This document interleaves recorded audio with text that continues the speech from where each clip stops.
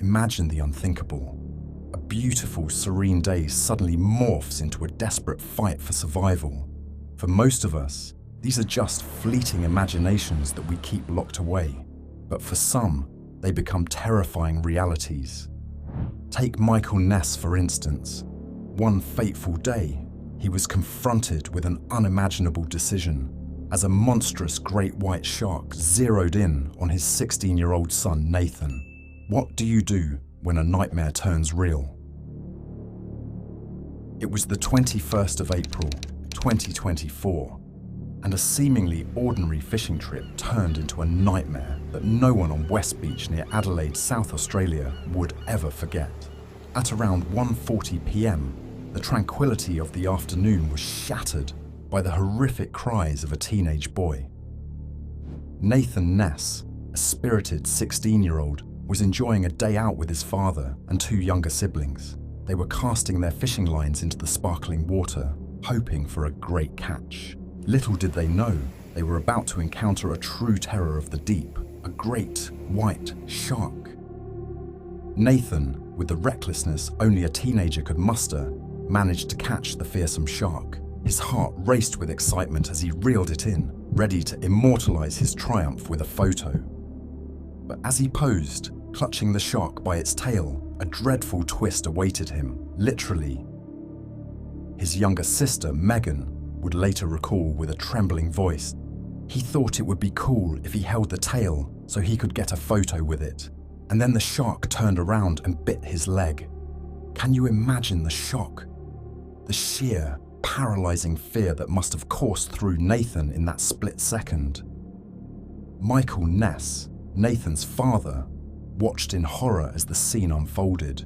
When he picked it up, it swung around and grabbed hold of his leg, he recounted, his voice thick with emotion. I saw the shark latched onto him, and I saw bits of fat squish out of his leg. It was horrible. Those words paint a picture too gruesome to fathom. How did he hold himself together? Nathan's scream pierced the air, a desperate plea for help. Without hesitation, Michael sprang into action. In a moment of sheer bravery, he pried the shark's mouth open, freeing his son from its deadly grip. The agony, the desperation in that moment, can you feel it? As Michael sped back to shore, Nathan, displaying remarkable composure, called for an ambulance. South Australian paramedics arrived swiftly, tending to the boy who had just survived a brush with death itself. They rushed him to Royal Adelaide Hospital, where he was treated and found to be in stable condition. Brodie and Colin North, seasoned fishermen, couldn't believe their eyes. Catching sharks in the waters off West Beach was unheard of. As they recounted the incident, their faces bore the marks of astonishment and concern. They're lucky they got away with just a few stitches, considering the size of the shark and how aggressive they get when pulled onto a boat, Brodie said, his voice heavy with relief. The mere thought of 3 children on board during such a harrowing encounter sent shivers down their spines. The kid is lucky he didn't get bitten on a main artery, Brodie added, his words hanging in the air like a dark cloud. The gravity of what could have happened was almost too much to bear. Colin North chimed in, shaking his head in disbelief. I've never seen anyone pull up a shark of any kind here. My word, he was very fortunate. The waters of South Australia have a grim history. In the past 12 months, there have been several shark attacks, 3 of them fatal. The memory of a tragedy from just last December still lingers. A teenage boy, full of life and dreams, lost his life in a shark attack at a popular holiday and surfing spot. The attack occurred near Ethel Beach in the Innes National Park on the Yorke Peninsula, a serene place now marred by horror. Local resident Marty Goody, a seasoned surfer who had spent decades riding the waves, remembered the chilling event vividly. He was about 30 to 40 meters off the shore, Marty estimated. The waters had always been home to sharks, but lately their numbers seemed to be increasing, casting a shadow over the once carefree beach. South Australia Police, sombre and resolute, released a statement detailing the attack. On that fateful Thursday at 1:30 p.m. local time, they were alerted to the tragedy. Sadly, The body of a teenage boy was recovered from the water, the statement read. The age of the boy remained undisclosed. A small mercy in the face of such sorrow. The officers prepared a report for the coroner, each word a reminder of a life cut tragically short. Ethel Beach, a 400-metre-long stretch of sandy surf, popular with surfers and tourists alike, now bore the weight of this dark event. With waves averaging 1.5 metres, it was a paradise turned perilous. Marty Goody's words said it all. There does seem to be a lot more of them now. The waters of South Australia, beautiful yet treacherous, now may never be looked at the same way again. Meanwhile, on the other side of the globe, Lulu Gribbin would go to Walton County Beach and wake up in the hospital hours later with her life turned upside down. Matthew Liddell was enjoying a sunny afternoon, playing in the sand with his 8-year-old son at Seacrest Beach on Florida's Gulf Coast. It was a picture-perfect day until the serenity was shattered by piercing screams. His wife and in-laws were in the water, laughing and splashing, when the screams started ringing the air. 2 separate shark attacks had left a 45-year-old woman from Virginia and 15-year-old Lulu Gribbin from Mountain Brook critically injured. The air was thick with panic, and the nightmare was only beginning. Lulu's friend, 16-year-old McCrae Faust, was also bitten, but miraculously was not seriously hurt. The attacks happened less than 2 hours and just 4 miles apart, along the popular vacation spot known as 30A, transforming a day of fun into one of sheer terror. Matthew was at the spot where the 2 teens were attacked. You just heard people screaming, and I wasn't sure why. Everybody on the shore was screaming too, Liddell recalled, his voice trembling with the memory. They started yelling, "Shark, shark, shark." So I stood up right at the water break. What he saw next froze him in his tracks. A large pool of blood, about 50 yards out, stained the water. The image was surreal, like something out of a horror movie. Everyone was just kind of standing there, paralyzed with fear, he said. So I ran out there. I didn't think about anything. I just ran. In the midst of the chaos, Liddell reached a man who was holding onto Lulu by her arm. She'd been attacked while looking for sand dollars with friends near the sandbar. It looked like he was fighting off the shark or keeping her away from it, Liddell said. He was right there where everything went down. Can you imagine the sheer terror? The helplessness as you see someone fighting for their life against such a formidable predator. This was no ordinary day at the beach. It was a harrowing ordeal that would leave scars far deeper than the physical ones. Matthew Liddell's heart was pounding as he yelled at the man holding Lulu. "Give me the girl, give me the girl. We've got to get her back to the beach," he screamed, his voice raw with urgency. The man handed Lulu over to Liddell. She was alert, but her voice was weak as she said, "I can't walk." It was then that Liddell saw the extent of her injuries. His heart sank. "Stay with me. Talk to me," he urged, desperately trying to keep her conscious. What scared him most was the lack of blood. "She wasn't bleeding anymore," he said, his voice haunted. "That's what's scary about that.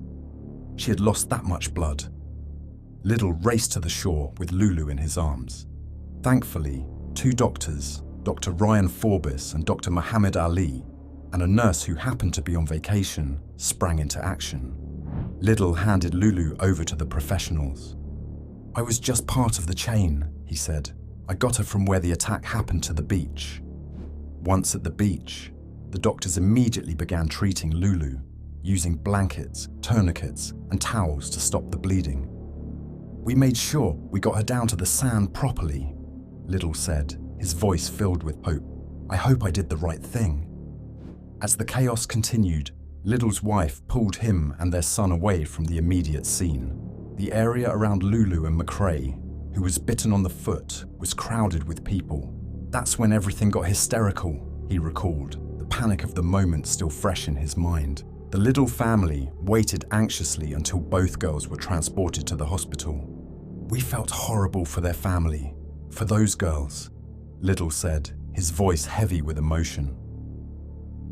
The next day, Matthew Liddell and his family returned to Memphis, their hearts heavy with the events they had witnessed. It took a few anxious days, but they finally managed to reach the Gribbin family at the hospital on Monday.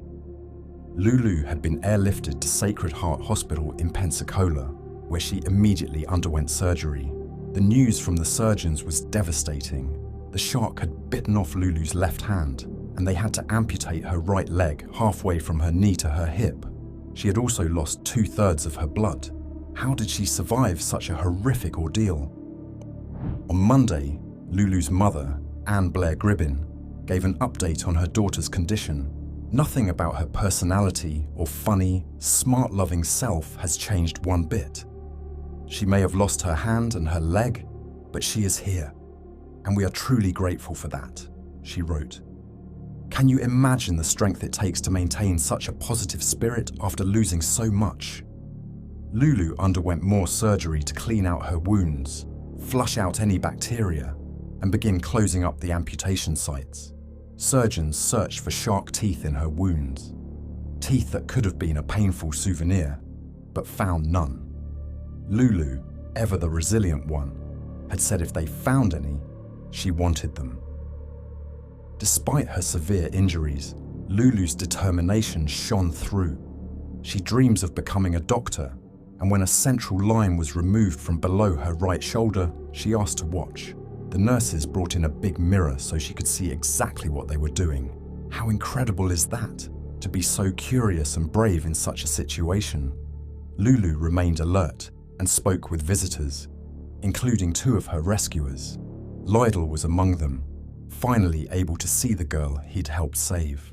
It was great to express to both of them how eternally grateful we are for being so brave to go into waters with a shark to save our sweet girl. Lulu was able to tell them, "Thank you for saving my life," Anne wrote. Liddell was overwhelmed with relief. "I was so glad to hear she was alive, because after seeing that, I wasn't sure," he said. Despite everything, Lulu sounded great. She even talked about the attack, recounting how the shark bit her friend first, then her hand, and finally her leg. Liddell couldn't help but feel a mix of emotions. "I feel bad, because I feel like her life got stolen from her," he said, "but she seems to be in good spirits about it." In the end, what mattered most was that Lulu survived. "She made it," Liddell said. "That's the most important thing. The nightmare had not taken her spirit. This kid had kept fighting." Rachel Liddell took to Facebook to share the harrowing experience her family had gone through. Without giving it a second thought, Matt ran into the huge amount of blood in the ocean and carried her to shore, putting his life in great danger, she wrote. "I can't express how much admiration I have for him. Can you imagine the sheer bravery required to dive into such a perilous situation?" Rachel's words were filled with emotion. "I absolutely know God put him there for a reason, and it was Matt's selfless sacrifice that helped save her."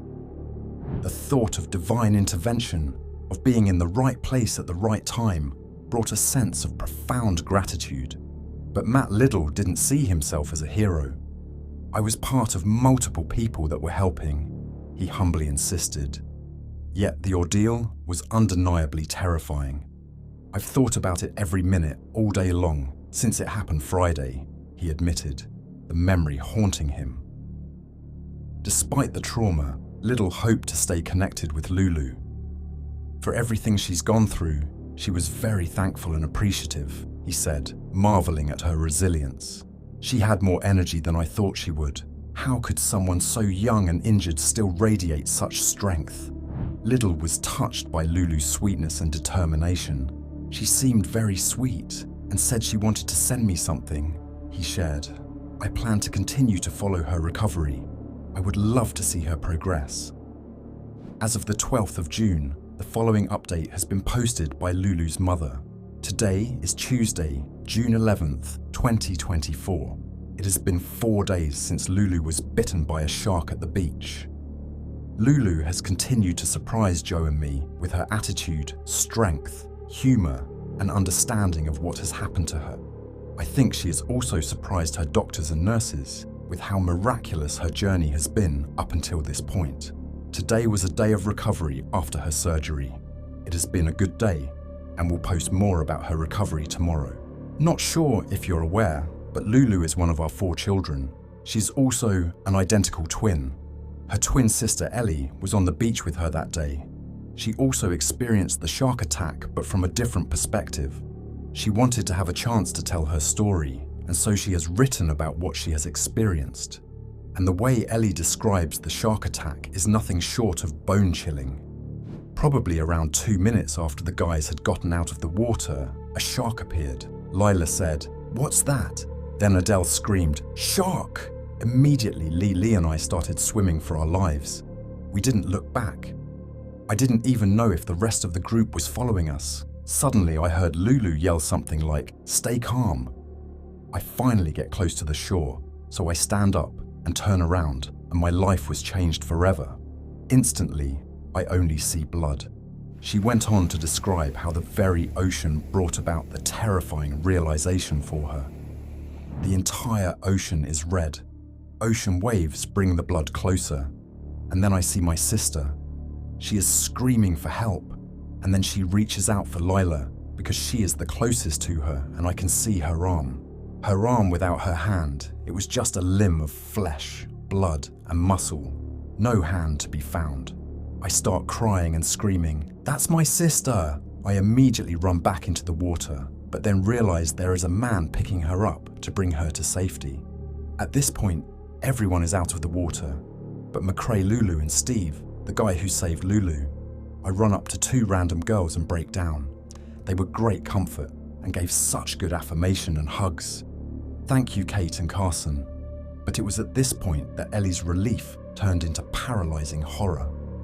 As soon as Lulu is near the shore, more guys run in to help her. I immediately see that not only her hand was gone, but basically her whole leg. I can see her whole thigh bone, and there is barely any muscle left. I don't even think her foot was still there, but I do not remember. They laid her down, and I just stared at her leg, but did not cry. I could not cry. I had to be there for Lulu. As of now, Lulu is still in the hospital and recovering. If you want to keep following her story, make sure you keep up with her mother's blog, where she updates everyone on Lulu's condition daily. Shark attacks can be horrifying, as they are one of the only predators capable of making you beg for God's forgiveness. If you want to see more animal attack content, make sure you check out this video, and don't forget to like this video and subscribe to the channel. Stay safe out there, friends.